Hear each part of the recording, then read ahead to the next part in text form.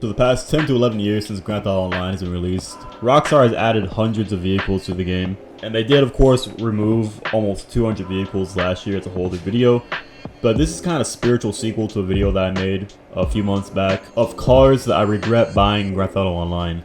I say spiritual sequel because the last video I'm referring to is actually exclusive to supercars. And this video is more or less, I talk about cars from other classes that I regret buying. So yeah, with all that out of the way, let's go ahead and jump right into the video. Now, first on the list would have to be the Neo. Now, I did not buy this car technically. I actually won this car at the casino with a podium wheel. And even though I got it for free, I don't use this car at all.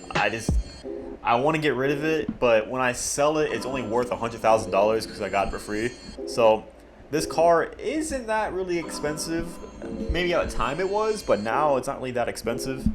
My main issue with this car is that it has average everything. It's an average, all-around average car, and it's over $1 million, which makes no sense. It has average performance, average customizations, and average look to it too. Looks are subjective with cars, and this car doesn't look that great to me where it's worth over $1 million to me. Granted, I didn't buy this car, but I do regret winning the car, even though I wasn't trying to win it. I was just trying to get some money off the podium, and instead I got this car. And I was like, oh cool, free car. And then I customized it. I realized, oh, there's not a lot of customizations. Well, that's okay. Let me see how well it drives. It didn't drive that great. Handling was pretty average. It's an average car. That's all we gotta say about it. And I just wouldn't recommend this car, honestly. Up next on the list would have to be the Komodo. The Komodo, for the buy it now price, is $1.7 million, and the trade price being $1.2 million.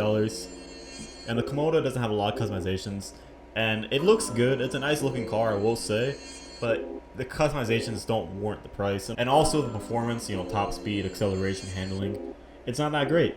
And the Komodo is a sports car, meaning that it has to compete against the Pariah, the Itali GTO, and the Itali RSX. And no cars to this day are fucking with those three cars. Those are like the top three sports cars, which is kind of broken, honestly. I think there should be some competitors, but unfortunately, as of right now, there's not in the sports class. And this car is just very forgettable. This car came out, everybody thought it looked pretty sick, and I do agree, it looks like it's a good looking car. But then they bought it and they're like, hey, this car is pretty expensive. It has like barely any customizations and the performance for the vehicle doesn't justify the price of the vehicle. So why the hell did I spend $1.7 million on this vehicle for? And that's how I felt when I bought this car. So this car, I bought it when it first came out, and then ever since then it's been collecting dust in my garage because it's not a very good vehicle. Up next on the list will have to be the SM722. This car is $2.1 million and it's in the sports class category, so keep that in mind. So it's going to have to compete against the Pariah, the Itali GTO, and the Itali RSX, and it's not competing. It has good top speed and acceleration, so if you're in a straight line, maybe you can stand a chance. But most races aren't just one straight line. Most races, you got to do all these turns. Some races, they have like stunt jumps, and this car cannot compete because the handling is really bad on this car. And this car is actually really big, like almost like, it has the same problem as a Tyrant did. The Tyrant is like this huge car, and because how huge it is, the handling is going to be shitty. And it's the same case of the SM722. It has terrible handling. Not only does it have terrible handling, it also has pretty bad customizations. The customizations are actually pretty mid on this vehicle. It has a lot of liveries, but a lot of the liveries suck on this car. Not only that, this seems like a type of car you would not put liveries on because that would look pretty tacky. I don't know, to me the liveries aren't that great in this vehicle, and why would it need liveries in the first place? This doesn't look like a NASCAR, hot ring, sports car type car. It looks like a very luxurious type car that you would drive around in Vinewood Hills, not be racing with it. But it's a $2.1 million car. It has nothing to show for it, honestly. So I would say not to buy this vehicle. I've driven around this car quite a few times. When it first came out, I had it in blue, then I repainted it and made it silver. And like I said, it's not really worth a $2.1 million price tag that's on it. I'd say it would be worth like $1.2 million maybe. But it's really not worth $2 million for this car. Especially if you're paying over $2 million for a sports car, it better be the top 3 of its class. Well, unfortunately, it's not the case for the SM722. Up next on the list will have to be the Comet SR. Now, the Comet SR is basically an updated version of the original Comet that came out in GTA 5 at launch. The Comet at launch is only $100,000, and the Comet SR is really not that much different from the original Comet. The original Comet is $100,000. It didn't have a lot of customizations, and that was a big problem for the Comet back in the day. Then the Comet SR comes out, and the Comet SR has a little bit more customizations, but when you drive the Comet and the Comet SR, the differences are, there is no differences actually. It's very identical how they drive, how they look. Even with the customizations, they look pretty similar, to be honest. This car is less than $1 million, I will say, so it's really not that bad for if you want like an updated version of the Comet. Let's say you want to buy the Comet, but you want customizations, I would say just get the Comet SR. But if you want a good Comet car in general, I would not recommend the Comet SR. I would recommend the Comet S2, the Comet Retro Custom, or I would recommend the Comet Growler, because those have good customizations for those cars. And they're worth, and I would say the prices for those vehicles are worth it because it comes with good performance and good customizations. And with the Comet SR, it's pretty much a carbon copy of the original Comet with just a little bit more customizations to it. So I would not recommend this car. And I will say I do regret buying this car. Up next on the list will have to be the Peyote Gasser. Now, if we're going with just looks and customizations alone, I would say the Peyote Gasser is actually a really good looking car. It's just a cool looking car. It's a cool looking muscle car.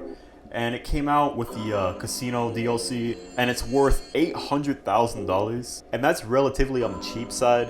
And if you're paying just $800,000 for a car this good looking, a car with this much cosmetic upgrades, but unfortunately the Peyote Gasser has really bad handling. It's not that fast, not that good acceleration, and this is a muscle car. And if you're gonna race with Peyote Gasser, yeah, good fucking luck, because the Peyote Gasser is just not good at all when it comes to driving in general, let alone racing. Like high speed turns, Peyote Gasser is going to burn out and it's just going to spin out, and it's not good. I would recommend, if you're looking for a muscle car for racing, or for a muscle car in general for driving around, I would recommend Buffalo STX, the Vajero ZX, the Gauntlet Hellfire, or even the Duke of Death, which is more or less an armored vehicle. But it's a better option than the Peyote Gasser if you're going for viability alone. But if you're going for customizations, and if you want to like just drive this car around in a car meet and you want to show off the customizations of this car, sure, I would say get the Peyote Gasser.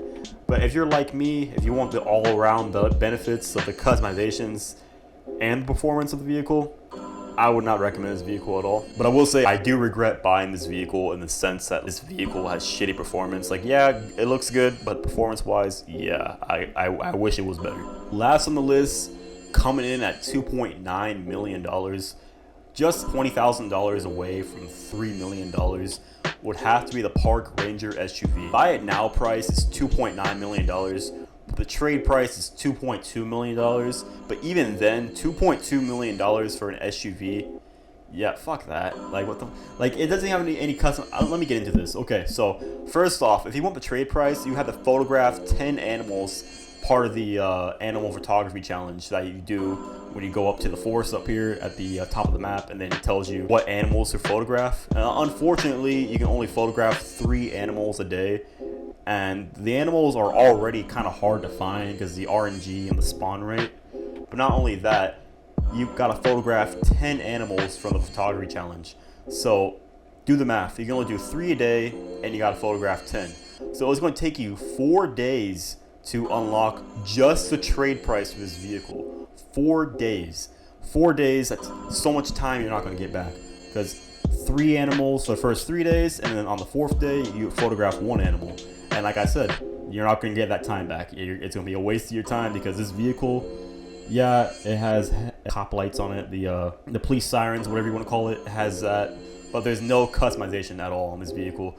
I think the only thing you can really change on this vehicle is change the color. That's it. Not only that, you have to own an Avenger or an MOC to customize this vehicle. You cannot customize this vehicle in LS Customs. You have to take it to MOC or your Avenger. So the MOC is like $2.5 million, I think, and the Avenger is like over $3 million. So if you want to get this car and mod it, you're going to be spending about $5 to $6 million just to customize and buy this car. and that's being generous with the trade price. And to me personally, the trade price should be free. Because if I'm going through the trouble of photographing these 10 animals, and it takes me 4 days to do, and I'm going through the trouble of photographing these 10 animals, I should be getting it for free. There's no reason why I should be spending $2 million on a vehicle I can't even customize. Maybe if they had cosmetic upgrades on this vehicle, it'd be viable. Or maybe if you can do, like, I don't know, park ranger missions for this with this vehicle, I'd say it's worth it. But you can't do anything with this vehicle. You can't do missions with it. You can't customize it. It's not viable for races. It's just your generic SUV. It was in the game in story mode in 2013, and they finally added it to online, and it's really not worth it. Now, I will say the police vehicles like the Stanier and this Stanier unmarked variant, those are worth it. Not because they're just cop cars, but they're cop cars you can customize. You can change the livery, you can change the lights, you can change the fog lights, you can change the bumper, you can change the color. And with the Park Ranger being $3 million, you can't change anything except for the color. So if you want to role play as a cop, I'd recommend just buying the Stanier. Or I would wait for the Gauntlet Hellfire police car to come out, and it's going to be about $5 million when that car does come out. But I would say it's much more worth it than this, considering that car has customizations. So yeah, $3 million for a car you can't even modify, and $3 million for a car you can't even modify at the mod shop. You gotta spend $2.5 to $3 million to mod it at an Avenger or MLC. Yeah, I would avoid this car at all costs, and especially since the trade price is still $2.2 million. That's more expensive than a lot of supercars, even a lot of Monitech vehicles, and even some weaponized vehicles or armored vehicles. It's more expensive than that. So keep that in mind. So this is definitely a car that I do regret buying Grand Theft Auto Online. And that's my list for vehicles I regret buying Grand Theft Auto Online. Believe me, there's a lot more. This is just the ones I can think of right now for this video. I will be making a sequel to this sometime soon. Maybe not like next week, but do be expecting a sequel to this video. But if you guys did go on, enjoy this video, agree with what I had to say, like and comment would be appreciated. And let me know down in the comment section below what vehicle you regret buying Grand Theft Auto Online. But yeah, with all that out of the way, I'll see you guys in the next video. Take care, everybody.